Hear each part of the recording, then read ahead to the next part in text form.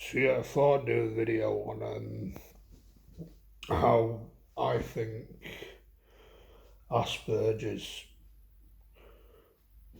breaks you mentally and physically. How I kind of fear and feel that it destroys you from the inside and out. And with this topic, I'm talking from personal experiences. Like I think not everyone with Asperger's will share the same sort of experience or feelings towards Asperger's as me, where I have more of a negative. I have more negative feelings towards Asperger's, where I lean more towards that I think it's a curse. It's probably ruined my life more than the gift side, where I just think people who think it's a gift, I personally believe it's just pure cope, really. It's people trying to delude themselves or trying to cope in a way, feeling that Asperger's is a superpower, and it's like a coping mechanism where they try and make them feel better about themselves. But when it comes to Asperger's, to its core, Asperger's is a neurodevelopmental disability where it affects socializing, where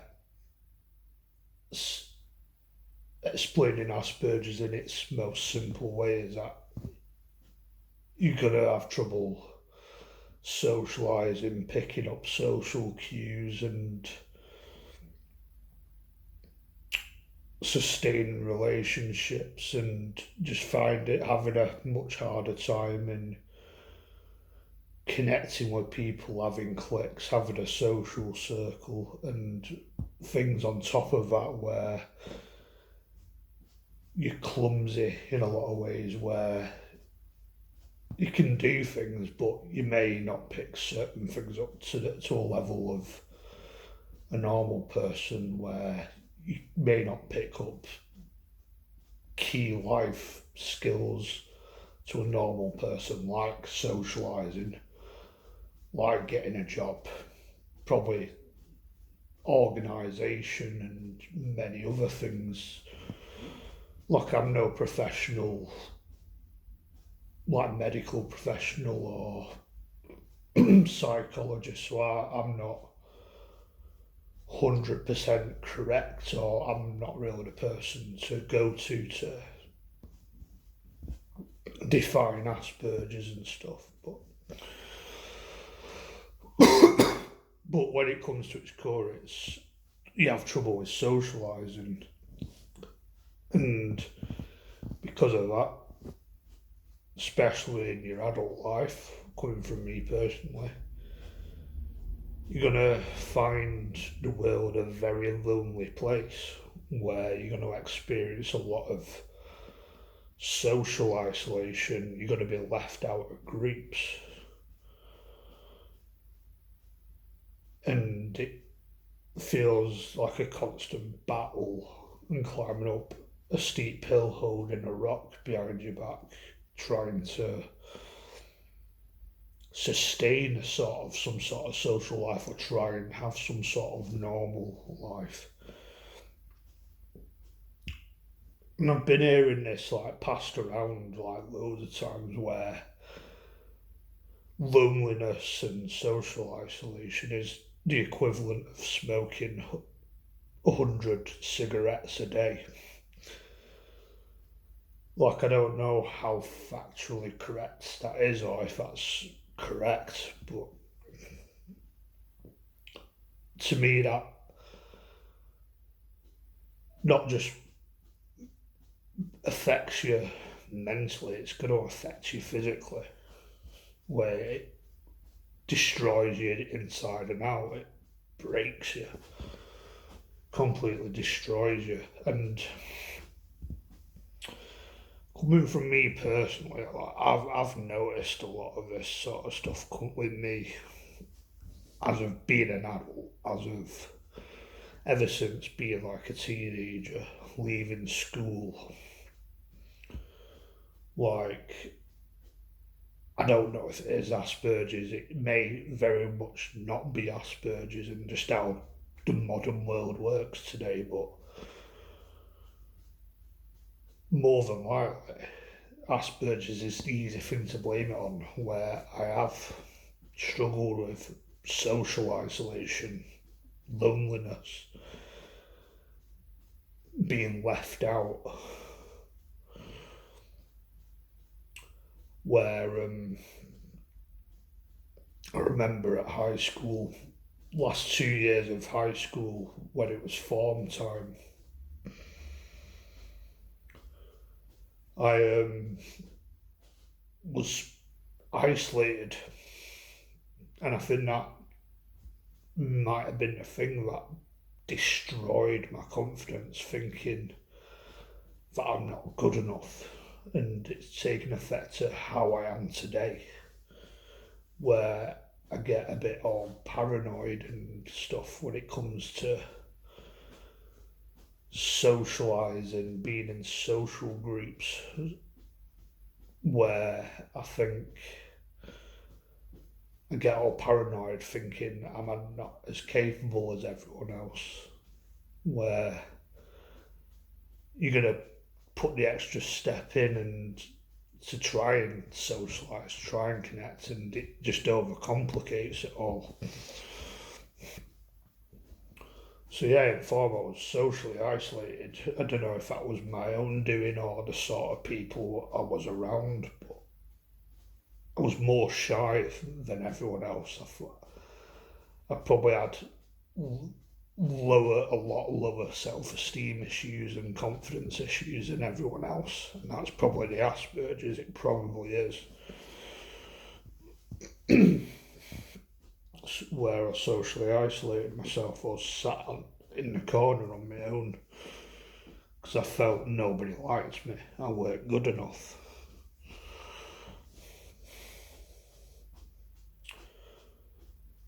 I don't see a lot of people I go to school anymore. Probably, if anything, I put at a push, I might have one friend that I'm kind of still in contact with, but even he has his own life, seem to have managed to pull off some sort of normal life, having a job, having a girlfriend, having a flat to himself and stuff.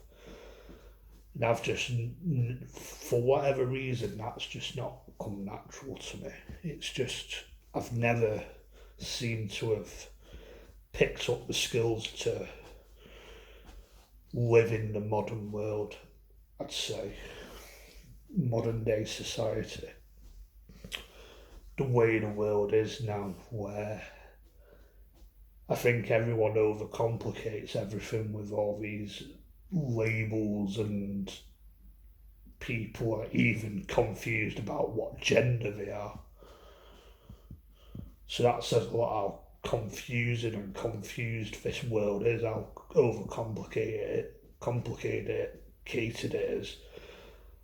The rise of technology, social media, AI. To define this world, I think everything's become overcomplicated, over competitive, and I'd say we're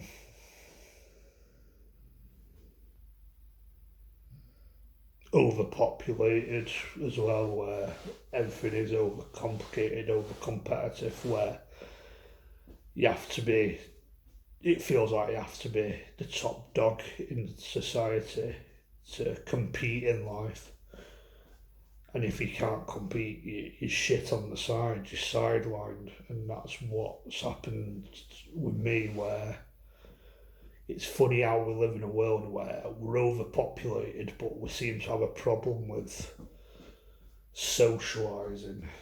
People are unsocial, people stick to their own cliques, to clicky. So like you go out in public and people just act like you don't exist. People, even people you've grown up with, people you've, maybe even your own family members, like my generation, especially in younger generations, people in their 20s and below that are just weird. They're fucking weird. Not all of them, but I think we're just an arrogant generation. We're just arrogant. It is what it is. Because we're the generation that's confused ourselves and overcomplicated everything with all this bullshit.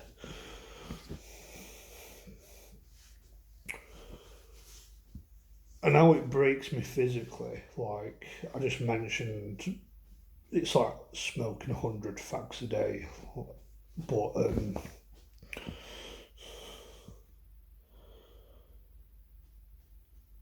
like when you're left out, you're not going out, you're not living your life, you're missing out on a lot of things, it feels. And when you're on your own, it's like there's not a lot to do other than like me personally, because I've got Aspergers. I think like that I'm eligible for a free bus pass, so I can get a bus at a certain time. I think I could get a bus anywhere I want in the country, where I could potentially travel to London or Scotland if I figure out the bus route and I do it at a certain time. That's probably possible. Where I can do that for free, I think. But I can't do that on trains because it's a lot quicker on trains. Like I can only go around Greater Manchester on trains. Like when you're socially isolated, I feel like you don't, you have to figure stuff out yourself. Like you have to figure your own life out. And it's like, or you're just a lost dog following other people around, it feels, doing stuff you're not interested in. And I personally feel like there's not a lot to do out there, especially in England. I live in Greater Manchester. Like, yeah, on paper you think there's quite a lot to do if you live near a big city, but you get fed up of it eventually. Like going to the cinema. Only go cinema when I really, really, really want to watch something. And other than if there's not, I just don't want, I can't be arsed. Shopping, I'm not exactly one for shopping, and that's just not for me, it's for girls. And hanging around shopping centres, I think that's just a hub where it just seems to attract the worst type of people in society, especially in Manchester, where it attracts chavvy kids, teenagers, cocky people, people that watch too much Love Island and heavily online, like they do TikTok and all that. It's not my scene. It's just not for me. Been there, done that, tried it. It's not for me. I just think it's toxic and just pure poison.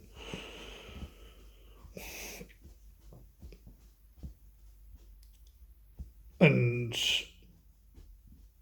yeah, so you find yourself staying in a lot. Like you're left out, and it feels like while the world is, people are living their lives, people you've used to go to school with, but you're not in contact with them anymore. They don't seem to want anything to do with you for whatever reason. Probably because of the Aspergers. You stay in a lot. You just shit on the side. You're not getting any exercise. You just end up filling your body with shit like junk food. I've got a fizzy drink addiction. Like ever since being like a teenager, I've just got a weird, like an unhealthy habit of having fizzy drinks every day, where I probably have more of an addiction than a normal person. So that's going to put on the weight. And I notice with fizzy drinks that just destroys you inside and out. Like that royally fucks you up, where it gives you bladder problems. Says your gut's connected to your brain, so it'll affect you mentally. So it's like it's gonna just fuck you up. It's gonna make you mentally ill, cause depression, give you bladder problems and potential worse problems like diabetes and all that. And you're probably just gonna put the weight on. So that's a massive problem with me. And if it was that easy to stop, I would have done it a long time ago. So I don't think I'm going to be stopping anytime soon, because it's just not easy for me.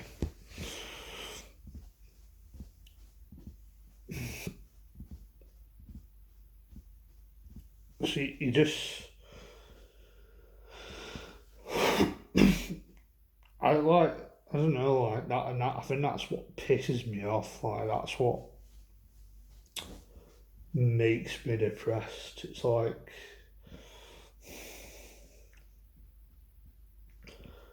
don't know how to define it. It's like,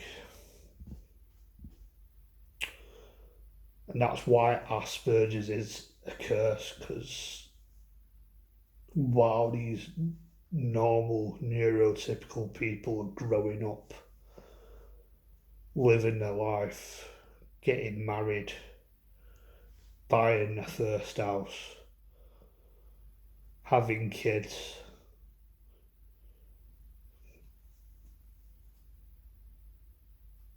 just living the life, and like you question your capabilities, and you feel like you're broken, your brain's broken, and there's something not right about you because you can't pull all that shit off. And I think it completely destroys you. It does. Where people are going out drinking, having a good time, nostalgia. People like normal people seem to have a good time, like to continue having a good stuff you wish you could do. Maybe I could still do it, but it's usually when I do stuff like that, it's like I'm trying too hard. It just don't feel the same. It's like some sort of chemical imbalance in the brain where you just don't feel right.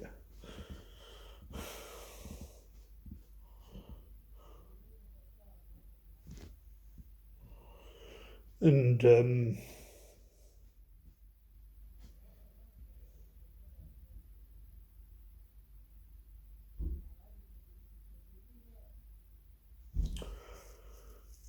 yeah, there's a film called Mary and Max that I think kind of defines this, where I've used the character Max in some of my thumbnails because if you've not heard of this animated film called Mary Max, I'd recommend it. Where Max has Asperger's, and it's one of the better depictions of Asperger's, and I do see quite a bit of me in Max where, like, there's a scene like he stays in a lot. He's a loner. May come to like his upbringing and circumstances and the sort of place he lives, because he lives in the middle of like Manhattan, New York City, or I don't know where, but somewhere in New York. And New York's probably not known to be always be the nicest of places, to be honest. So he can come to circumstances, and that's more similar to me. So he stays in a lot. And there's a scene where it comments on his weight where he gets bigger and bigger. Like, there's a good line, I can't really remember what it is, but it grows wider. And I think that's an example of how Asperger's just breaks you. Like, because like, he was just clearly like a broken man. Probably not. I don't know how realistic it is, but it's one of the better depictions, and I do see a lot of me in him. Quite well, not everything, because there's stuff that he does where, like, he wins the lottery and decides to spend it all of his money on a life's worth of chocolate. Like, I wouldn't do anything like that, and I'd probably buy a house first opportunity I get because it's an asset. Like, I'd buy a house. Like, it's a no-brainer for me. And just other things, like, I don't know, like maybe having an imaginary friend called Mr. Ravioli. Like, I probably not, I just don't do stuff like that, but I think that's an example, so I recommend watching that film. That might explain it a bit more. But yeah, best wrapping this video up, I think, by the way. So yeah, catch you in another video. Goodbye.